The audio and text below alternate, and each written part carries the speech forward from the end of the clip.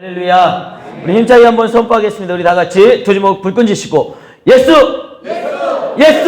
예수 이름에 능력이 있습니다. 할렐루야.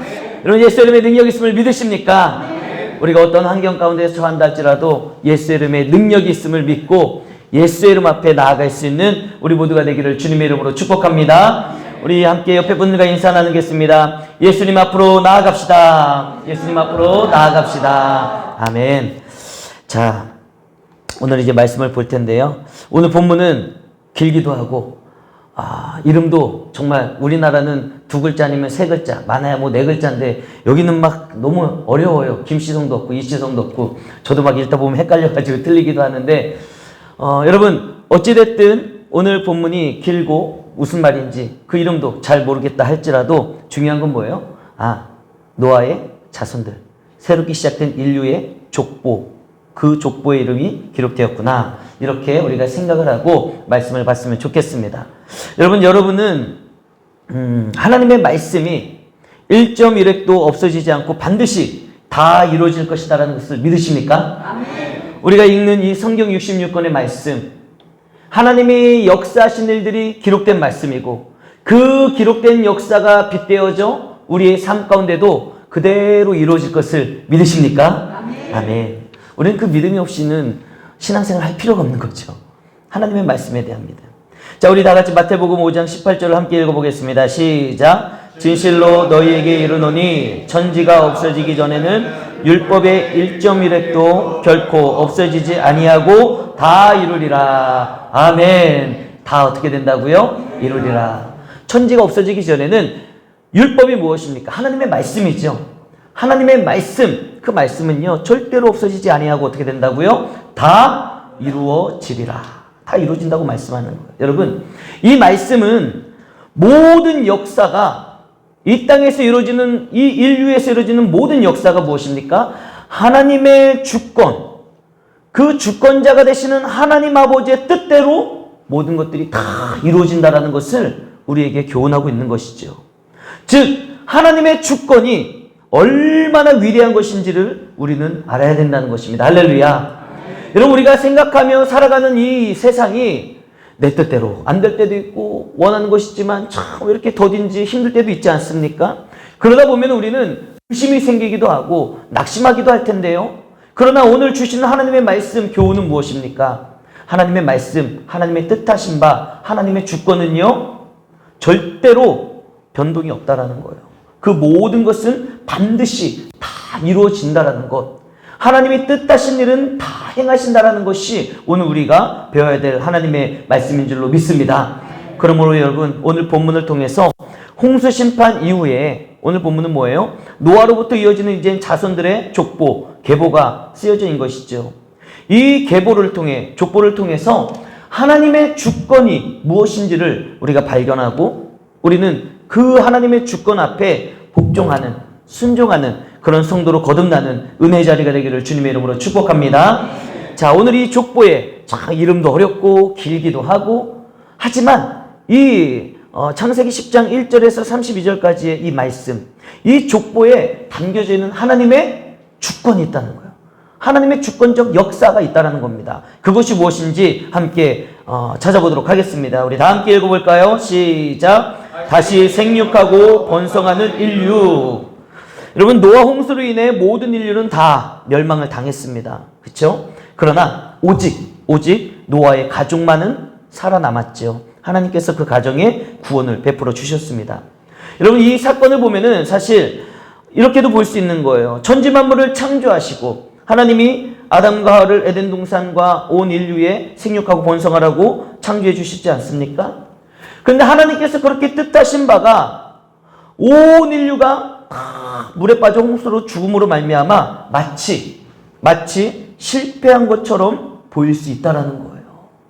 하나님의 뜻은 생육하고 번성하라였는데 오늘날에 와서 봤더니 노아의 가족 빼고는 어떻게 됐어요? 다 죽어버렸어요. 그러면 하나님이 뜻하신 것과 계획하신 것이 마치 실패로 돌아간 것처럼 보일 수 있다라는 거예요.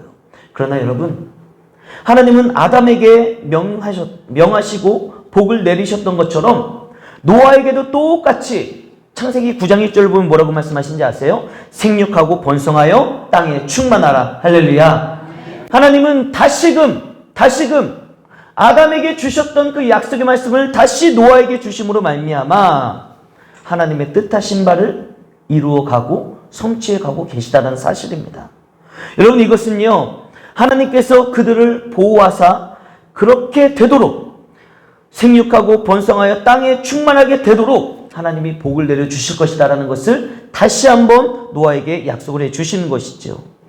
이 말씀이 어떻게 되나요? 그대로 이루어져서 노아의 아들 셈, 함, 야벳을 통해서 인류가 다시 생육하고 번성했고요. 바벨탑 사건으로, 그것이 뭐 좋은 사건은 아니었지만 어찌됐든 바벨탑 사건으로 인해서 온 땅에 이제 퍼져나가게 되는 그런 하나님의 은혜, 하나님의 일하심, 하나님의 역사를 볼 수 있는 것입니다.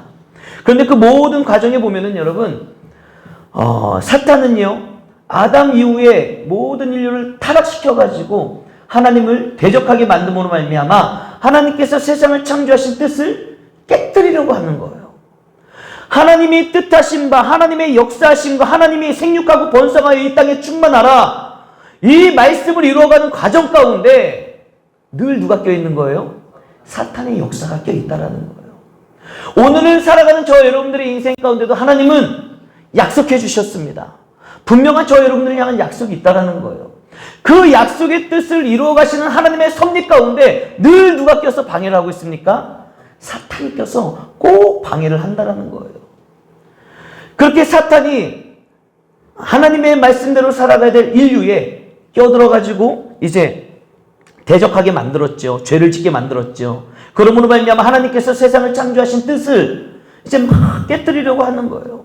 여러분, 하나님은 죄악이 관영한 인류를 홍수로 심판을 하셨죠. 그 사탄의 역사로, 사탄의 꼬임에 넘어간 인류를 하나님은 물로, 홍수로 심판하셨지만 여러분, 모두 멸망시키지 아니하시고 경건한 당대에 의로웠던 노아를 통해서 다시 번성하도록 계획을 하고 하나님은 일하시고 있다는 사실입니다.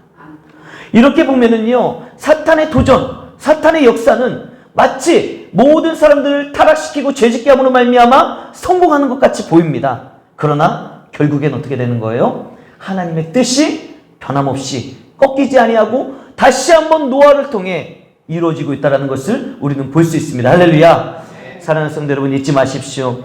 하나님의 주권은 절대로 무너지지 않습니다. 하나님의 주권은 절대로 실패하는 법이 없다라는 거예요. 아멘이십니까?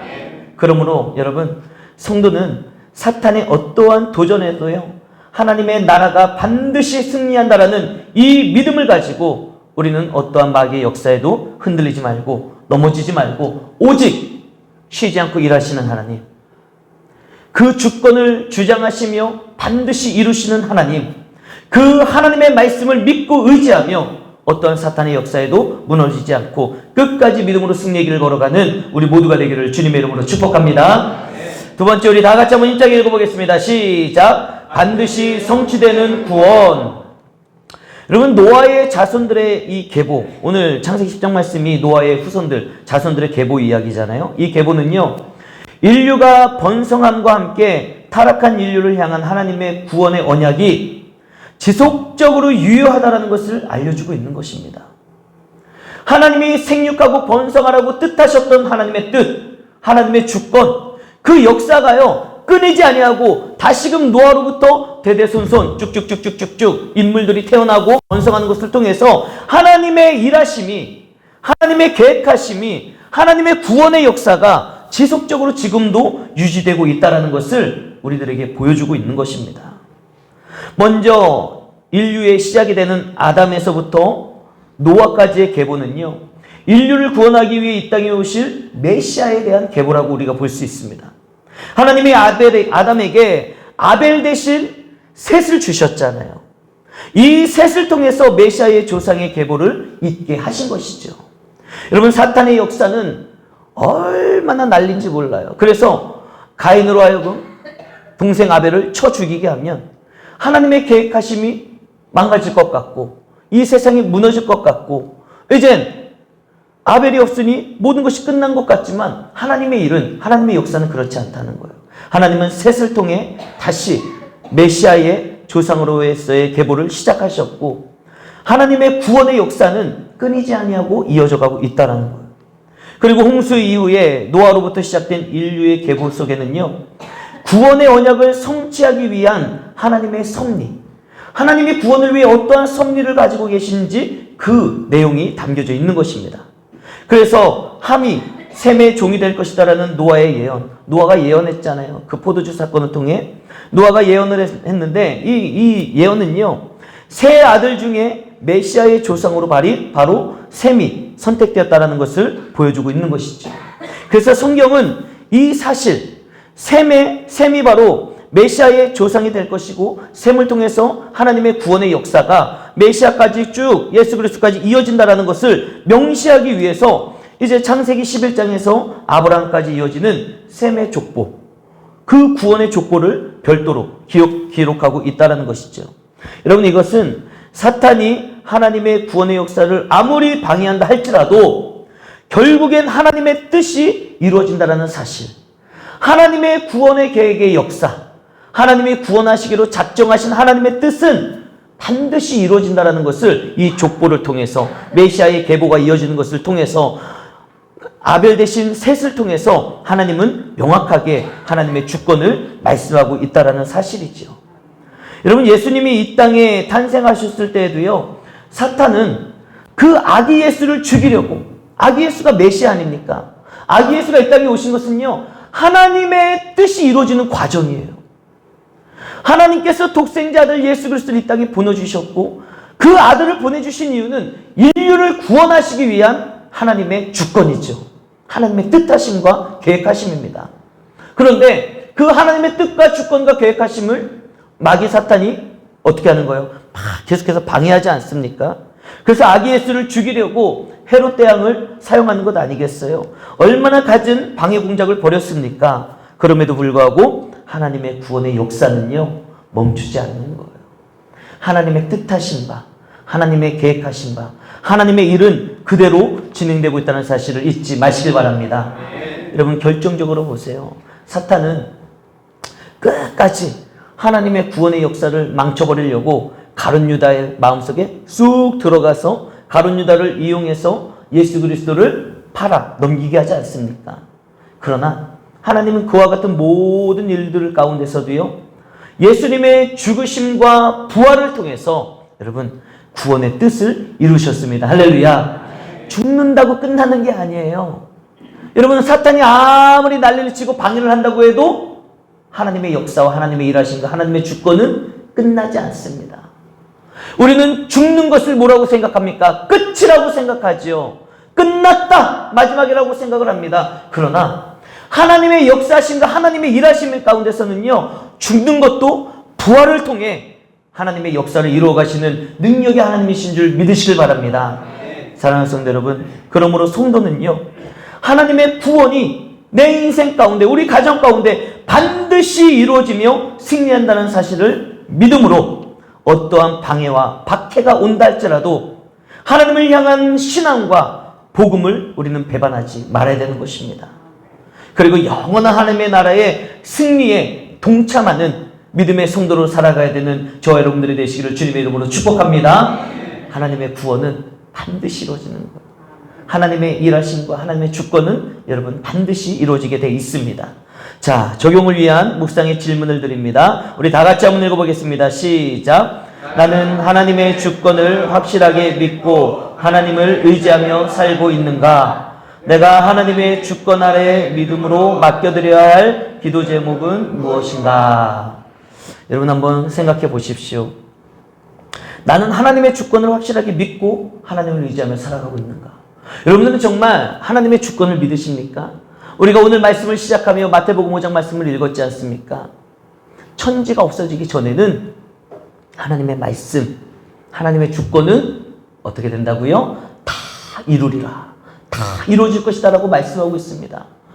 여러분들도 처음에 말씀을 들으면서 시작할 때 아멘으로 화답하셨잖아요. 하나님의 말씀이 이루어질 것을 믿느냐는 그 질문에 아멘으로 화답하지 않으셨습니까? 그런데 한번 실제로 우리의 삶을 돌아봐야 된다는 거예요. 내가 진짜 그 하나님의 말씀을 믿음으로 살고 있는지, 그 믿음이 내 삶에 적용이 되고 있는지, 적용이 되고 있다면 여러분, 우리는 하나님의 주권을 확실하게 믿기 때문에 어떤 환경과 상황 가운데 처해도 낙심하고 낭망할 것이 아니라는 거예요. 그런데 내가 작은 일을 만난다 할지라도 그 작은 일 앞에 무너지고 낙심하고 낭망하고 있다면 우리는 내 인생 가운데 섭리하시고 역사하신 하나님의 주권을 말로는 믿는다라고 하지만 실제적인 삶 가운데는 믿지 못하는 거예요. 믿지 못하고 있는 것입니다. 그래서 우리는 살펴봐야 되는 거예요. 내가 진짜 하나님의 말씀을 들을 때, 설교 말씀을 들을 때만 아멘으로 화답을 하고 있는 것인지, 아니면 실제적인 나의 삶 가운데 적용이 되고 있는지, 내가 진짜 하나님의 주권을 믿는 그 믿음으로 살아가고 있는지, 그 믿음이 내 삶에 적용이 돼서 어떠한 상황 가운데서도 흔들리지 아니하는 하나님을 바라보는 그 믿음으로 하나님이 섭리하실 것을 바라보고 살아가고 있는지 우리는 반드시 점검을 해봐야지 되는 것입니다.